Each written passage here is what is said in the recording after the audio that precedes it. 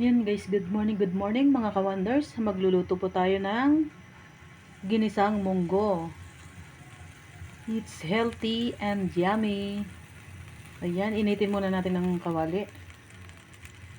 Tapos lagyan natin ng mantika.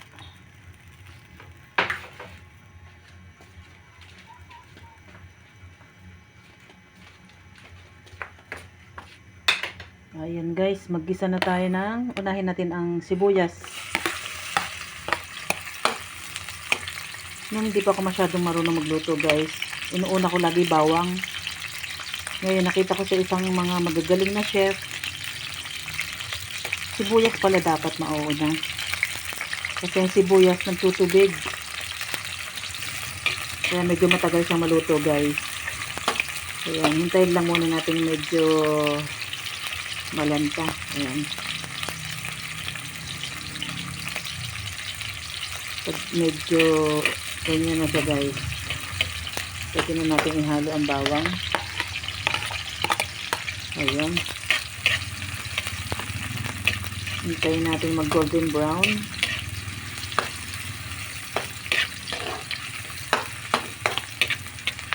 Ayan, iwanan muna natin. Yan guys, pag medyo golden brown na yung ating bawang, sibuyas, ilagay na natin yung sahog natin, tinapa. Medyo negative na yung budget, kaya tinapa na lang. At saka hipon, yung dried hipon. Yung ganito guys, ganito siya, hipon na tuyo. Masarap siya sa mga ginisang munggo, ginisang gulay. Ayan, talo-talo na to guys. Gisa-gisa lang natin. Tapos ihalo na natin yung pinakuloang munggo.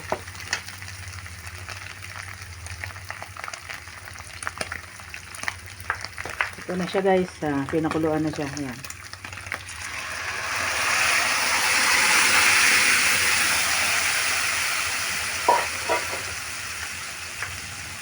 Ayan, nakikita nyo guys, it's yummy. Ang daming sahog, ang daming hipon.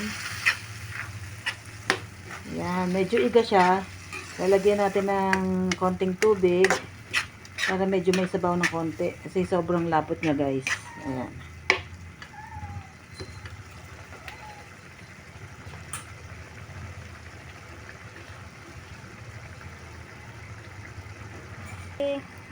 Ayan, lagyan natin ng konting tubig.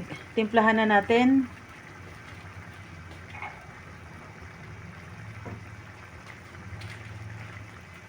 Lagyan natin ng magic.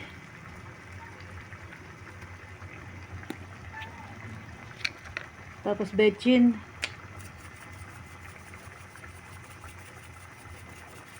Lagyan din natin ng salt. And pepper. Yan.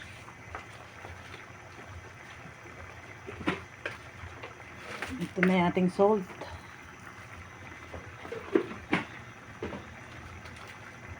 Halo-halo na. Lagay na rin natin yung sili. Tatlo na lang natira kong sili.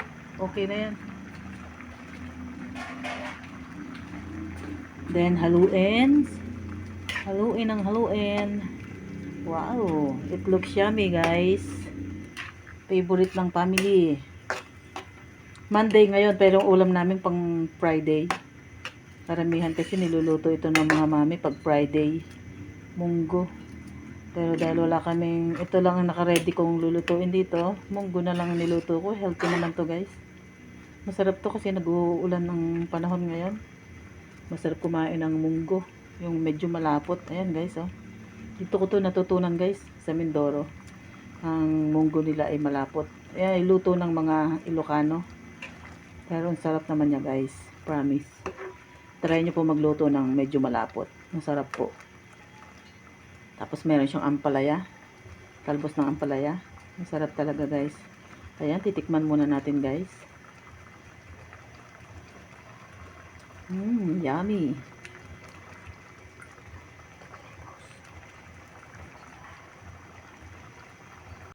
Yan guys, nakikita nyo? Malapot na siya. Sarap na ito guys.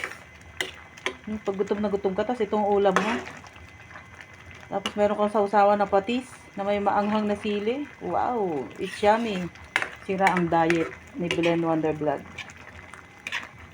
Hintayin lang natin, medyo maluto. Palaputin natin na mas lalong masarap.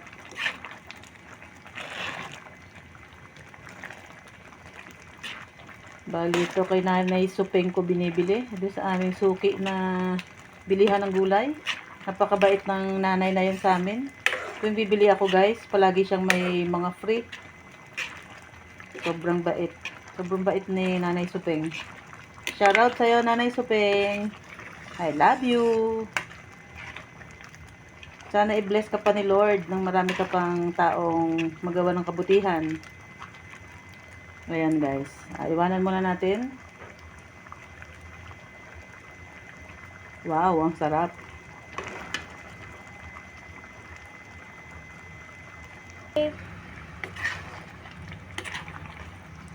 Yan guys. Malapot na siya. Ayan. Sobrang yummy na. Ang sarap nito guys. Lalo na kapag medyo bahaw na siya mamaya, ayun, medyo malamig na. Ayun, masarap siyang merienda. Sobrang yummy niya guys, promise. Ayan, lagyan na natin ng talbos ng ampalaya. Ayan.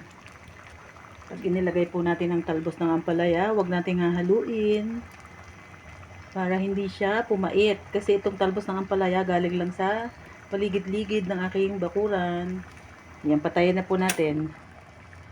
Yan, ganyan lang po siya. Half cook lang ang dapat na luto ng talbos ng ampalaya. Thank you so much guys. And God bless. Thank you sa panonood. Bye-bye. Mwah-mwah. Ayan guys, ilagay na natin sa ating lagayan. Ayan. Yummy. Bawat sandok. Ang sarap. Ayan. Half cook lang yung dahon para hindi siya mapait. Ayan guys.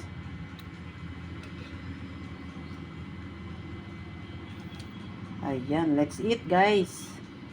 It's yummy.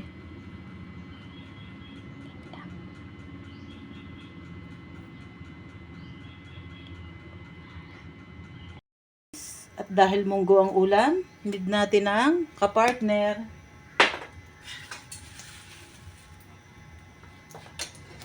Ayan, magluto rin tayo ng tuyo. My favorite tuyo. Paborito ko ito guys.